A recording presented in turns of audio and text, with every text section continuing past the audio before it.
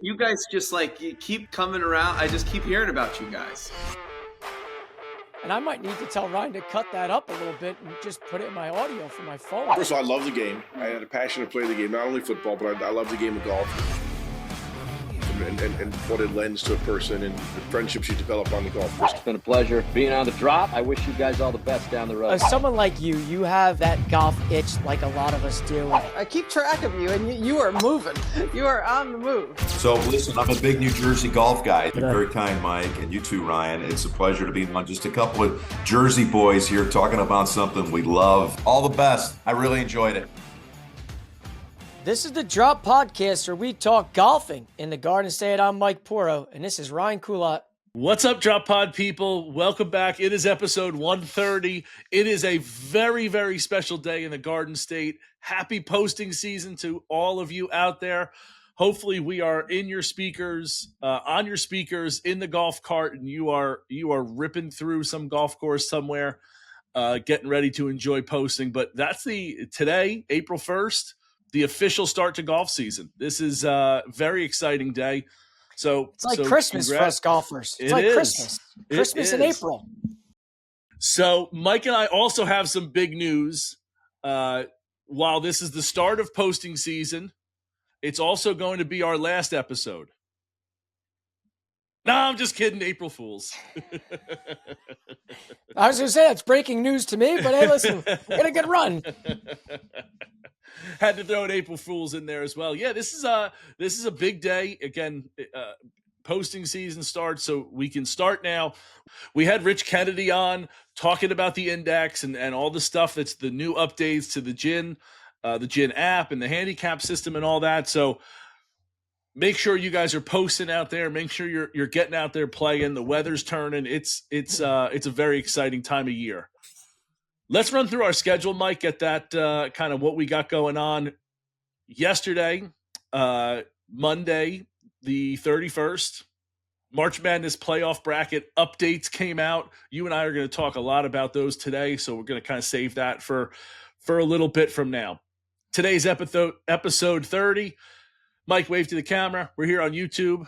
Appreciate you guys watching. Make sure you're subscribing if you are watching on YouTube. If you are listening to this, make sure you give us a 5-star rating. Hit that follow button. We really appreciate all that you do for us there. Tomorrow, April 2nd, is Wednesday, and the voting begins for the championship match. Mike, I really am excited because I currently don't know and won't know until we bring this up in a little bit what the championship is. I don't know who won. I voted, but that's all I know because you keep it a deep, dark secret from me. So I'm excited to talk about this. And then Thursday this week, if you have been following along, last Friday was the season finale of Physical Fitness Friday. Dr. Mike and I have been working on my strength, mobility, TPI stuff all winter. That came out on Friday last week. If you didn't go watch it, head over to YouTube to watch it before you listen to Thursday's episode with one and only Dr. Mike Pomacala from Sports Solutions PT, who's my guy through this. He's putting me through the ringer, doing the testing and all that. And Mike basically grills us for Mike grills Dr. Mike and I for 40 minutes about what, how this process was, what can we take away from it.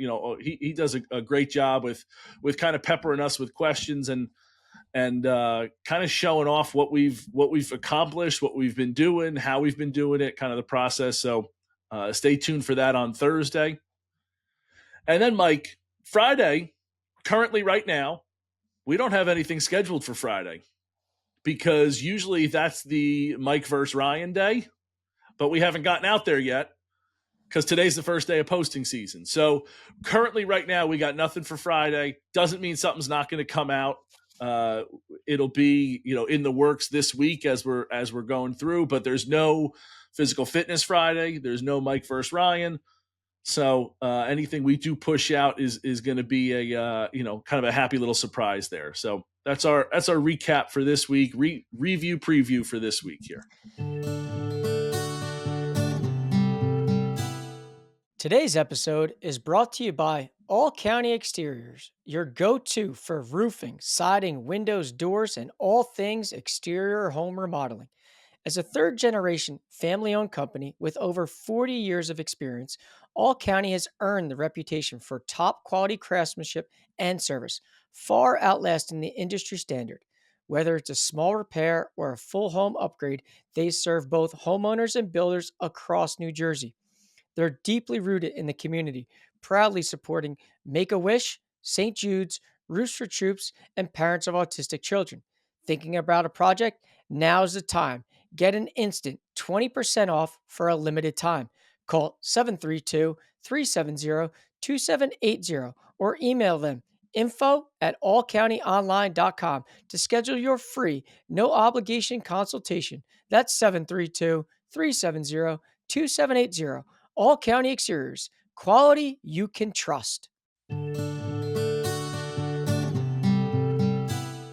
I do like how you use the word peppering because that's a little foreshadowing for what is to come on a guest upcoming.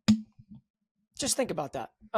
So, as we get into the fast facts here, let me fire away here because obviously the Texas Children's Houston Open is ongoing. Chris and John both made the cut. Unfortunately, Max had a little bit of a hiccup there in the first round, but I'll tell you what, he did rally back in the second round before they went into a thunderstorm lightning delay, which kind of derailed him. He was 4 under through about 10 holes in that second round, looking to bounce back and make the cut. And after they came back from the storm and the lightning, he just didn't have it. And unfortunately, he did miss the cut. But those two are in action. They made the cut. So it's nice to see them, kind of cash a few checks. Because as we look to this week, both John and Chris are both in the field. Now, Max took the week off because, like, if you forget, Max is playing in a big time tournament coming up called the Masters. So we have a golfer in the Garden State teeing it up in the Masters. So Max is taking the week off to go take a little break before he prepares for the first major of the golf season. Love it. Love it. It's exciting. Yep. Exciting time. Micah, we might have talked about this before, but I wonder how many people from New Jersey have ever played in the Masters. I'll have to do a little research there and find that out. That's a great ChatGPT question. Why don't you fire that in the old Google search engines? But I will also say that our boys on the Korn Ferry Tour are back in action as well this week. They took a little bit of a hiatus, but they're back here in the States. And as of right now, only James is currently in the field. If you recall a few weeks ago, we said Ryan had left because he withdrew because of an injury. He's on the alternate list now. So if someone ends up bagging it and he continues to climb up that list, he will get in. But as of right now, while we're recording, he is not in the field. So best of luck to James as he kind of re-tees it up on the Korn Ferry Tour. And I think that is a wrap on the Fast Facts. I have an update for you, Mike, about my question. Several notable golfers from New Jersey with New Jersey ties have competed in the Masters, including, you ready for this list? Yeah, but before you give me the list, yeah, I'm not counting Scotty Scheffler because if he's on that list, I'm not counting him. Mm-hmm. I'm not counting. Give me the list. Okay. So Scotty's on the list, right? Born in Ridgewood. I would agree that that's kind of a little fugazi because born here and then what's he live in Texas from when he's 2 on or something like that. So, yeah, I agree with you. But Brad Faxon, born in Oceanport, New Jersey, played in 12 Masters. 93 was his highest finish at T9. I don't know if that's true. Like, did he go to Shore Regional, which is Oceanport's high school, or could he have gone to CBA or something like that? That I don't know. Byron Nelson, assistant pro at Ridgewood, played in the Masters. Again, I don't know where Byron hails from, but there's the way that it's worded on here is New Jersey ties is the connection here. And then so Scotty, Brad Faxon, Byron Nelson, and then Johnny Golden, head pro at North Jersey Country Club. Played in 1934 and 1935. So a long time ago. So honestly, the Brad Faxon one's the most interesting to me. I wonder his if he's like Scotty, born in Ridgewood, born in Oceanport. I wonder where Brad Faxon's from. Yeah, I'm going to count that as 0 if you gave me that list again, and I'm going to count Max as number 1 right now. So, okay. There are more. There are. If I keep scrolling, right, there's the head pro at Shaka Maxon, had 7 appearances. Bobby CRU something, 1936-35. He had, early on. How about the modern era? Wes Ellis. Any modern era. Give me like 80s, 70s, or above. Bill Britton. Okay, That's counts. That counts. That counts. Yep, that counts. 100%. 1990, I believe. Director of golf at Trump. Coltsneck. That's a reasonable one. Jim Colbert, born in Elizabeth. Again, this list is on NJ Golf. Mike, maybe we'll save this for the Masters week and we'll kind of talk about this. But there is a long list. There might be 15, 20 names on this list. Vic Gezzi, the head pro at Deal for a long time. Native of Rumson. That's a pretty good one in the names. But yeah, you and I let's table this and come back to it. Works for me. So let me start here because last week our county courses kind of exploded in a lot of ways. Okay, this and that, and arguing here and there, and municipally ran or just open to the public, created a lot of questions being sent our way. And I thought the most interesting one that I need to share with you, because it was directed to you. Mm-hmm. And I kind of love this because you're the Monmouth County's expert. You know those courses in and out. You speak highly about some, and we'll leave the others to what they are. But my man, John from Brick, had sent me this question. And I needed to get some clarity in terms of what he meant, because it was more or less birdie or death. And I'm not in the business of talking about dying because I enjoy my life and I want to keep living. So I said, give me something that explains this a little better. So when I ask the big fella, he can answer the question. So more or less, what is the easiest hole to birdie in all the county courses in Monmouth County? Because him and his brother kind of joke around and say, you got to birdie this hole or you die. Again, I'm not looking to go down into the grave a little bit yet, but what hole are you choosing? And again, this is a DM from John from Brick. I get it. You're if you don't birdie the hole, you feel like you're losing a stroke on the round. I get that. First, Micah, I do want to start with this. I feel like I didn't do my Monmouth County courses justice last week in my argument here, because in rethinking it this week, Francis Byrne, you took Essex County and I took Monmouth County. Francis Byrne, what they've done there is excellent, right? It's got the history, it's got the design, it's got all this. But I'm not letting you take Rock Springs and say that it's better than Hominy or either of the Charlestons.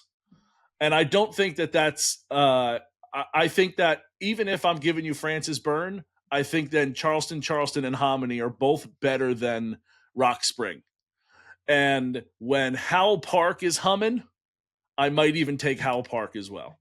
Not a knock on Rock Spring, but I'll tell you, I think that when you were talking about having 2 excellent courses, I don't think Rock Springs holds a candle to Francis Byrne.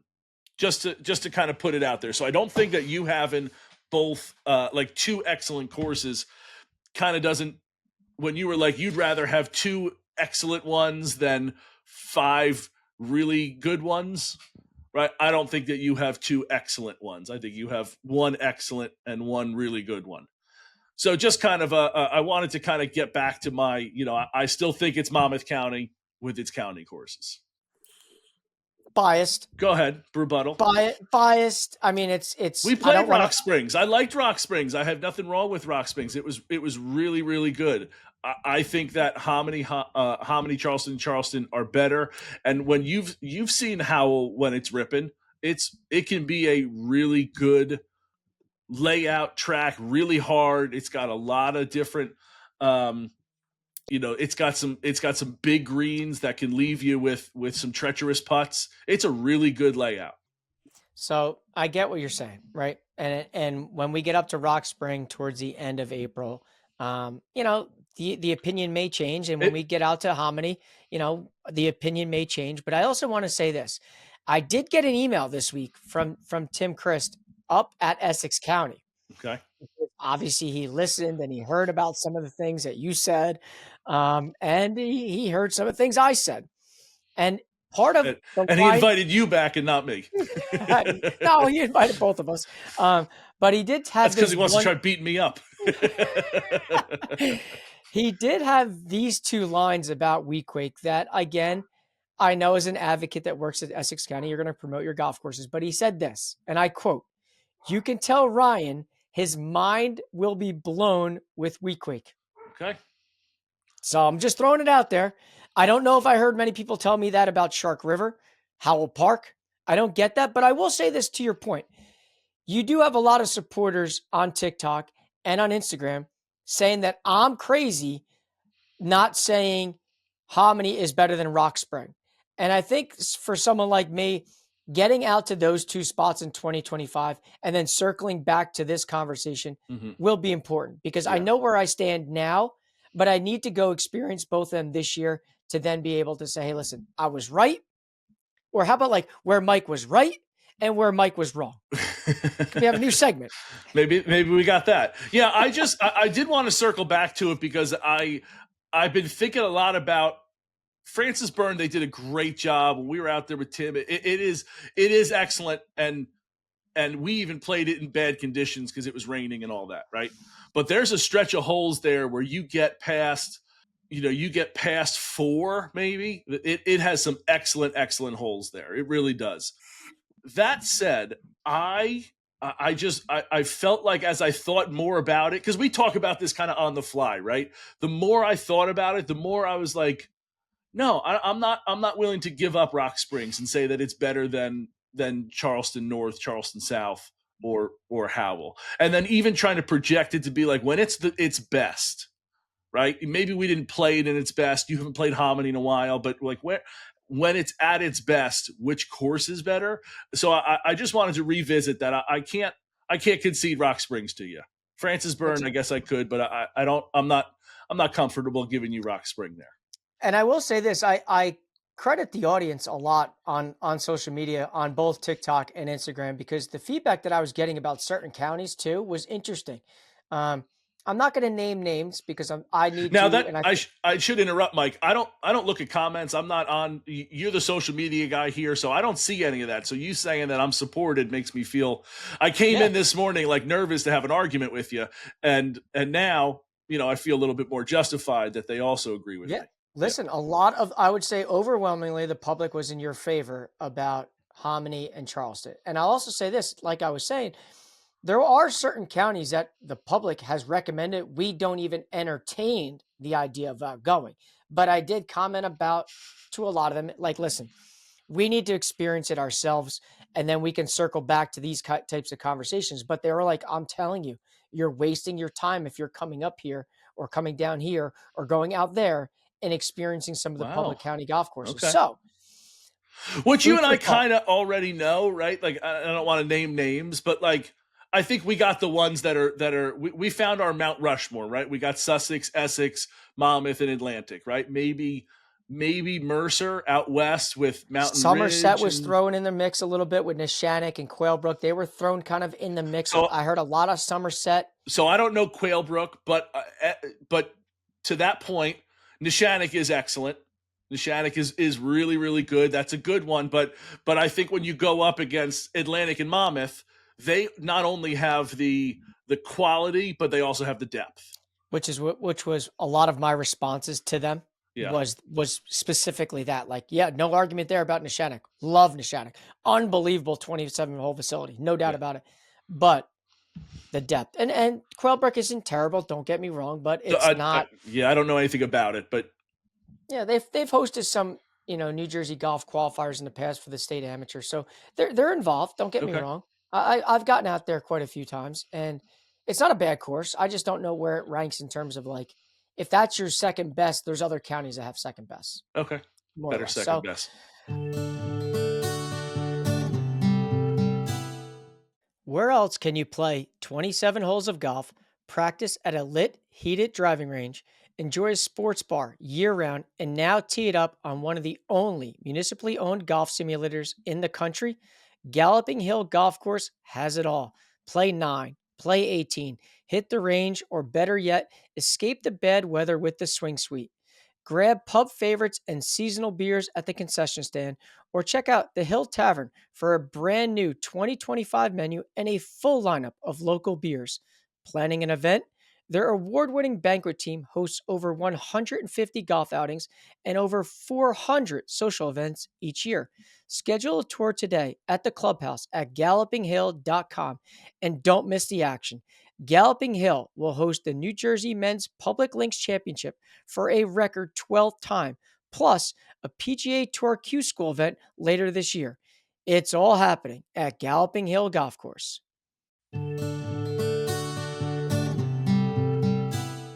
So let's go back to this question from John from Britain. Yeah. So Yeah.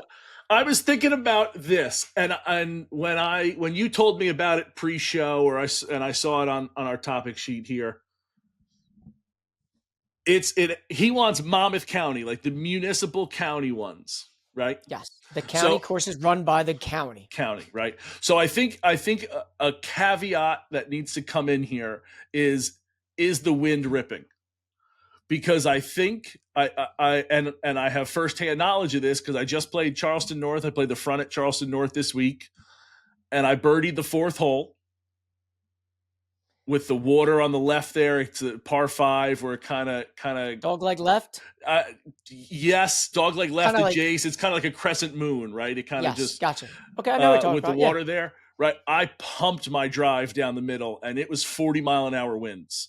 So I had an 8-iron into the green.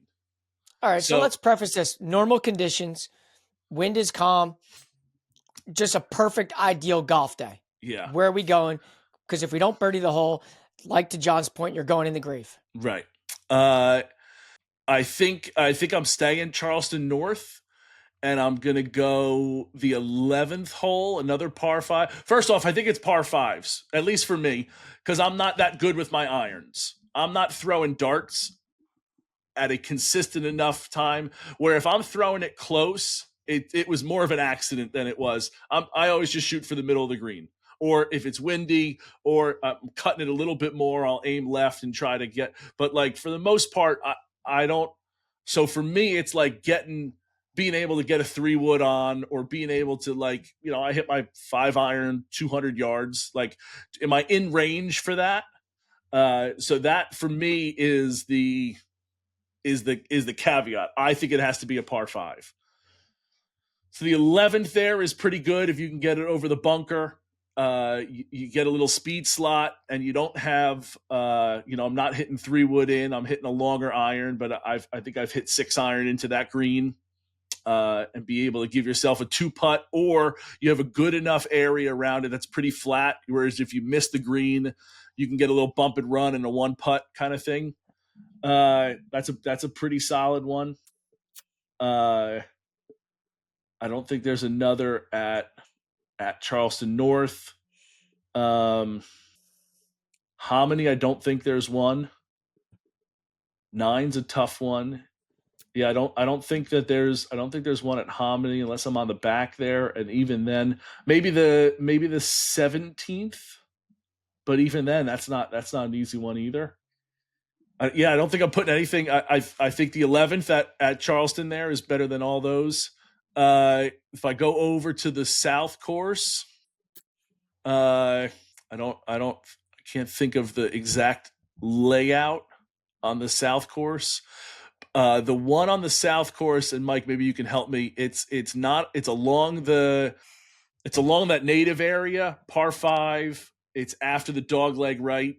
It's if I count it out, it's 1, 2, 3, 4, 5, 6. It's 8. I think it's 8.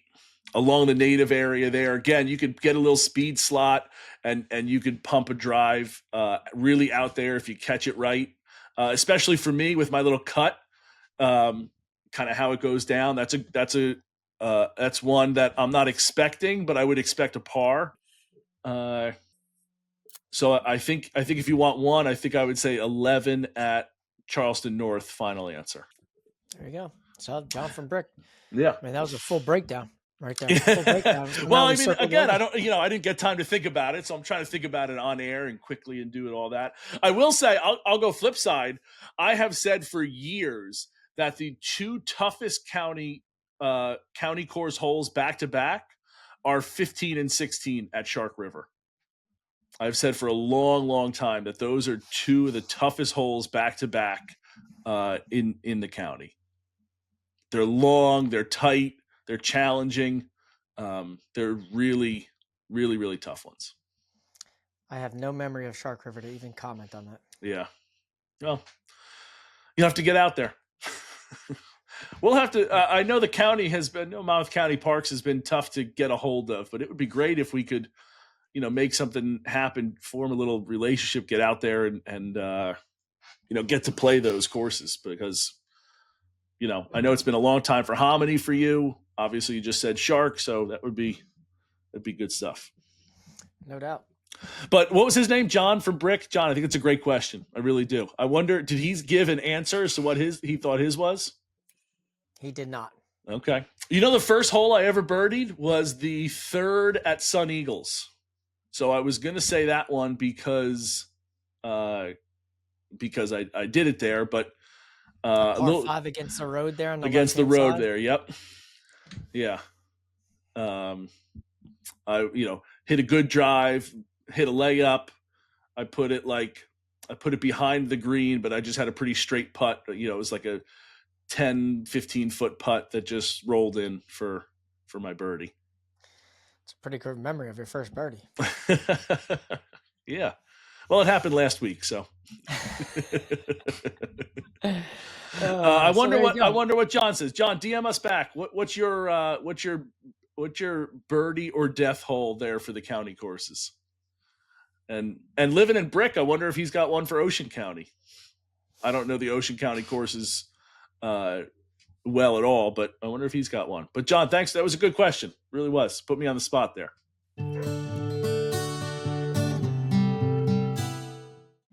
Hey, Jersey golfers, mark your calendars. Monday, May 19th is the Resilient Open at the Architects Golf Club in Phillipsburg, New Jersey, a charity scramble benefiting the Leukemia and Lymphoma Society.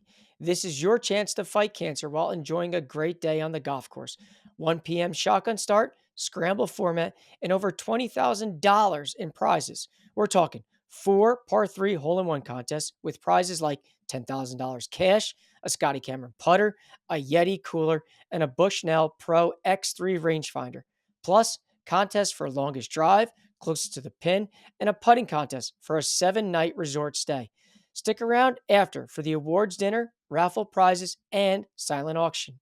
Register now at resilientopen.com and use the code THEDROPPOD, all one word, for $50 off a foursome or $25 off a single golfer. Again, that's resilientopen.com. Do not miss out.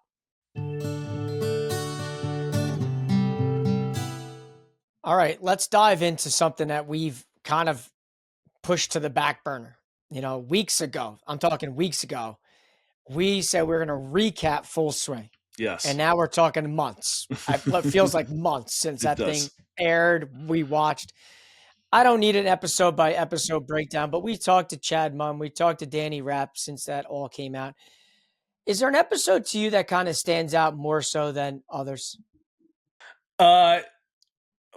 In perfect culotte fashion, Mike, I'm going to give you 2. The first episode with Tiger and I'm blanking on the kid's name from Ohio State, Neil Shipley, and that kind of whole storyline of like, we've seen Tiger in this resurgence in the last couple years where he's becoming one of the boys. He's becoming part of the crew. He's kind of lightened up a little bit and has let people in. I really like that. I really like that Tiger. I think that's great that he does that.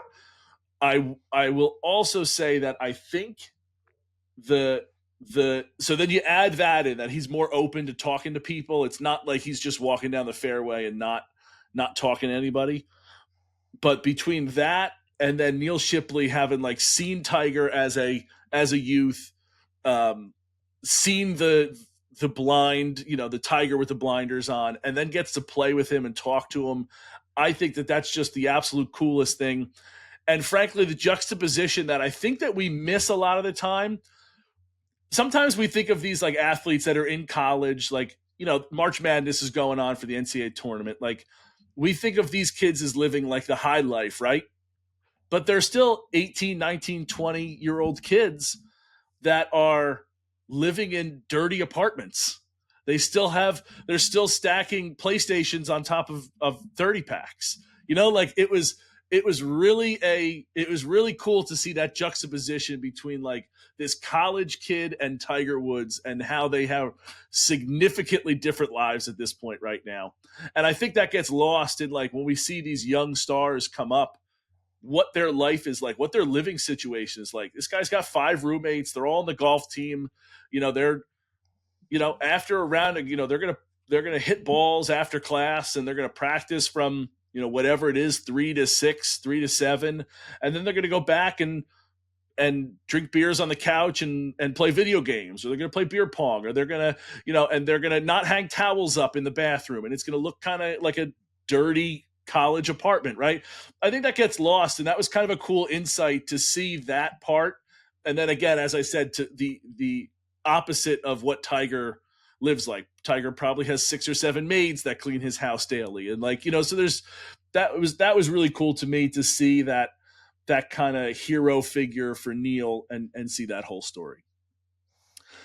And then obviously the episode, I think it was the same episode, but seeing Scotty get arrested and Rory's story, were they the same one?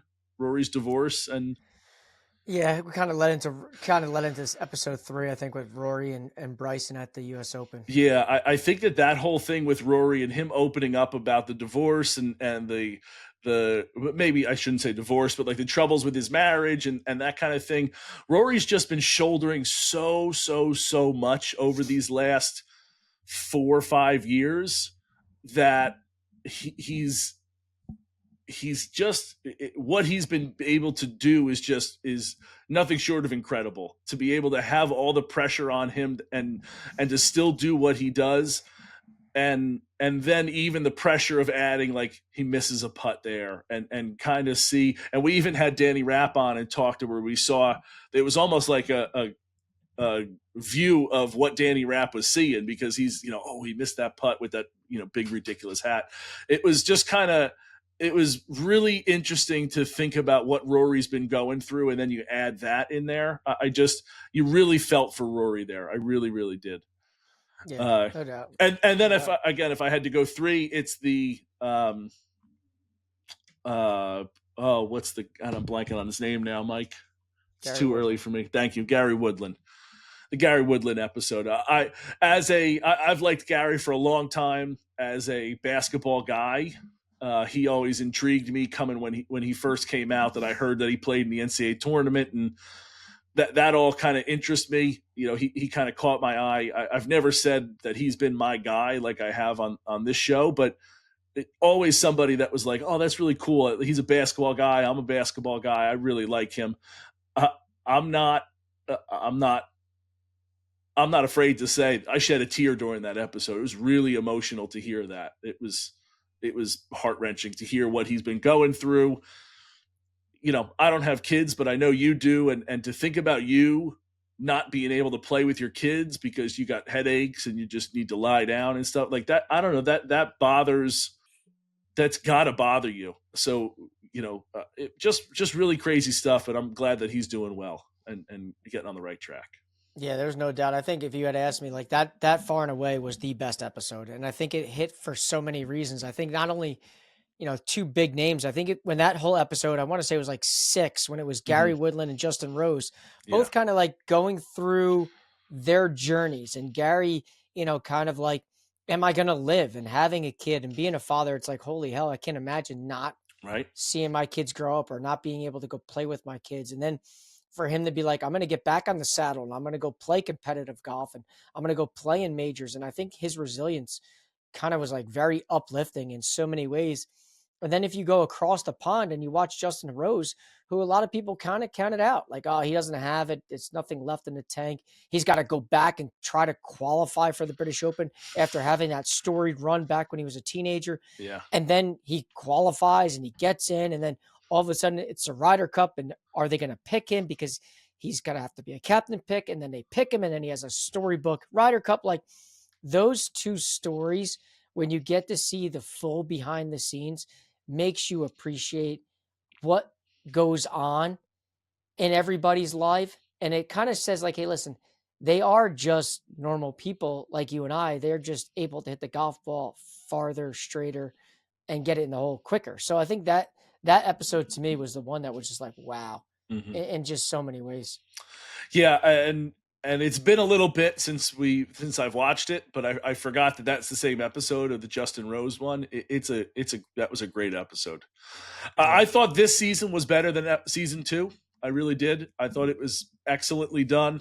I think when we had Chad Mumm on, I think they hit exactly what he said. It was a little bit of season 1 where we're trying to dumb it down for everybody. And it was a little bit of season 2 where we're trying to make it so that the super nerdy golf people are able to understand some stuff. I thought it hit on all cylinders. It was, no pun intended with the Drive to Survive reference there, but yeah, it was excellent all around. Yeah. I love the fact that it's new characters too, telling different stories. I think that's really cool. Yeah. All right, Mike, let's get into the Parkway playoff here. I'm very, very intrigued and interested to see what you got for me. Let me pull up. You got the brackets already, I'm sure. So let me pull that up on my screen here, and we'll rock and roll with it. So as you're pulling up, it was the Final Four last Wednesday. Again, another big turnout for all 4 golf courses, trying to not only get views on the matchup, but also get their votes tallied, counted, and kind of see where the chips fall here, because tomorrow is the finals. And I don't know if you got are you ready to go with the sheet? There it is. Here we go. So let's talk about the left side first. You got the left side there.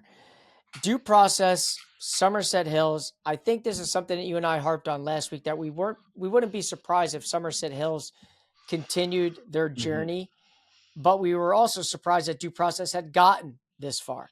So do you want to guess as to what the percentage difference was for Somerset Hills moving on? I will. I think that it was 65-35, something very like that. Close, very close. 64-36. Okay. Somerset Hills winning by over 170 plus votes. Again, this has been the story of our Parkway playoff really this season, is how well the people at Somerset Hills have really been sharing this story. Their people come out in the masses, multiple members, pro shop, the whole 9. And I think that just kind of speaks as to why they've kind of been running house in that bottom left side of the bracket all the way now to the finals. I mean, when you talk about how in the regular March Madness, this doesn't help Somerset Hills at all, but they are battle tested between going up against Montclair, Hollywood, Trump Bedminster, Due Process. Like, that is a murderer's row of challenges that they've been through, and they've been able to handle it with pretty significant ease. Yeah, and it's been a pretty easy ride for them. It has been. And, as you venture to the other side, this is when I think you have, you have lower. Baltusrol lower takes it on the right side of the bracket over my boys at Bayonne. As I've said on repeat, I don't have any boys there, but I was hoping I did. But Balti wins by exactly 100 total votes. Wow. So we got an epic final.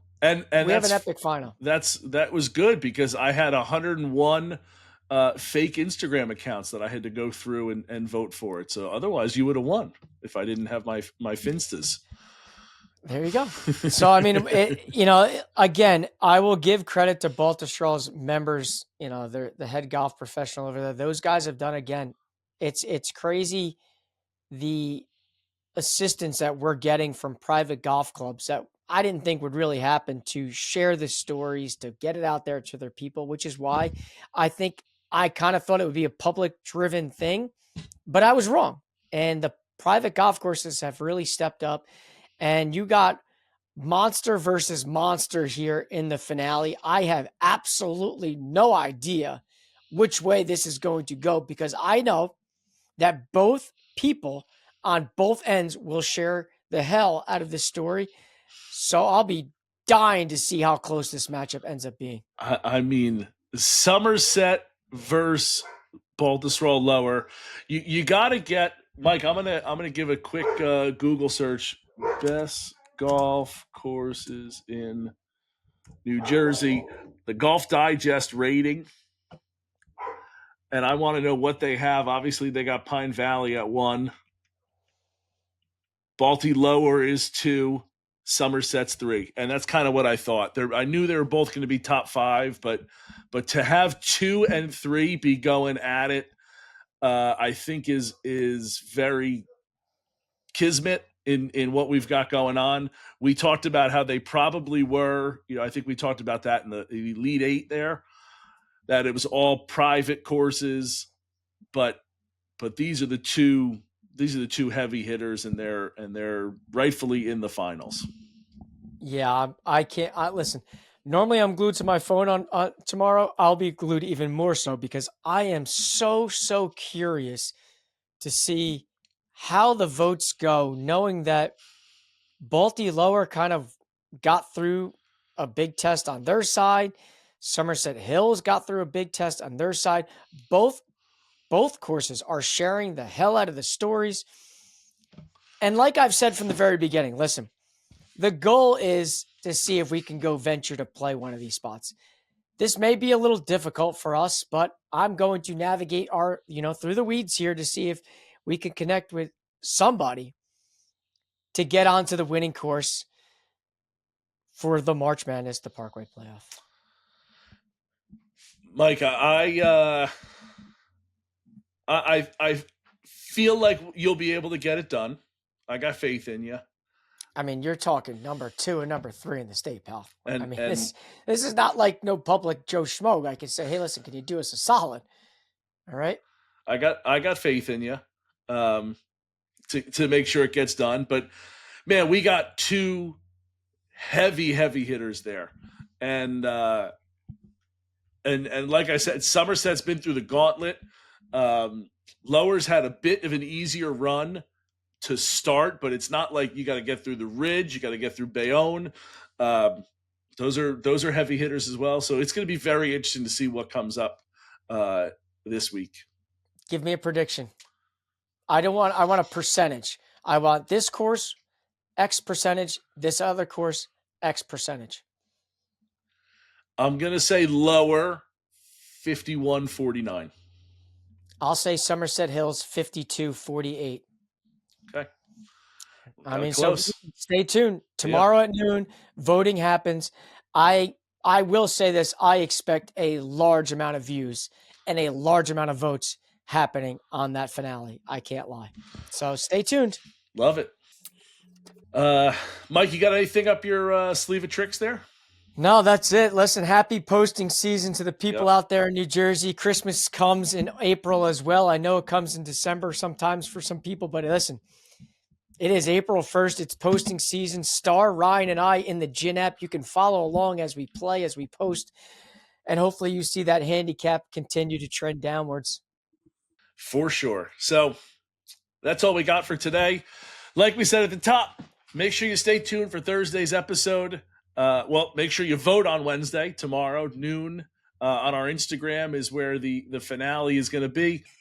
Make sure you stay tuned Thursday for our interview with Dr. Mike Palmacala, Sports Solutions PT. He's been doing the series with me all winter, so really great insight into kind of what we've been doing. So stay tuned for that on Thursday. Till then, cheers.